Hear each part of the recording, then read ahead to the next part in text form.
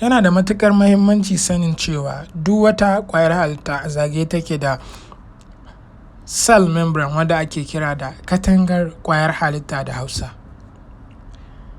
wanda ita ce take ba da damar abu ya shiga ko kuma ya fita daga cikin wannan cell ɗin.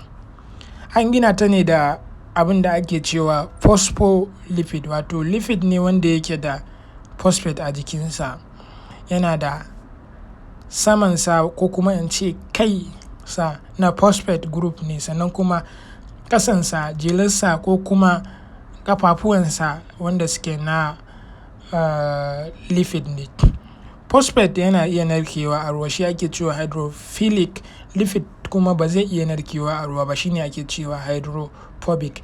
An jera phospholipid a jikin cell membrane ta riɓi biyu ne, wanda ake cewa phospholipid bilayer.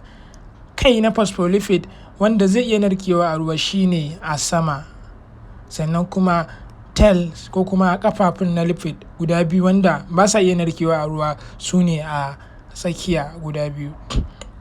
Gashi nan a sama da ƙasa muna da phosphate group, sannan tsakiya muna da tails ko kuma ƙafafun lipid, wanda wannan tsarin zai iya bawa cell damar tantance abin da zai shiga ko ya fita daga jikin cell.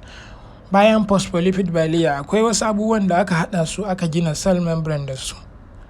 Su ne muna da akwai protein, sannan kuma akwai carbohydrate. Protein ɗin da aka gina cell membrane da su kala biyu ne.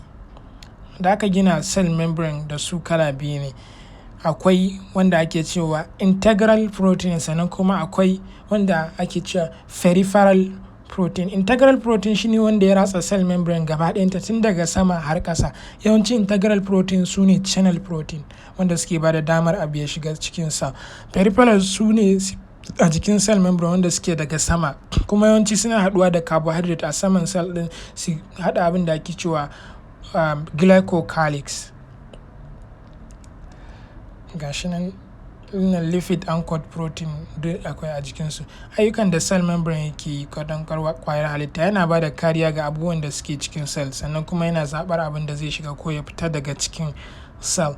Sannan duk sinadarin abinci yana bi ta cell membrane ne ya shiga cikin cell.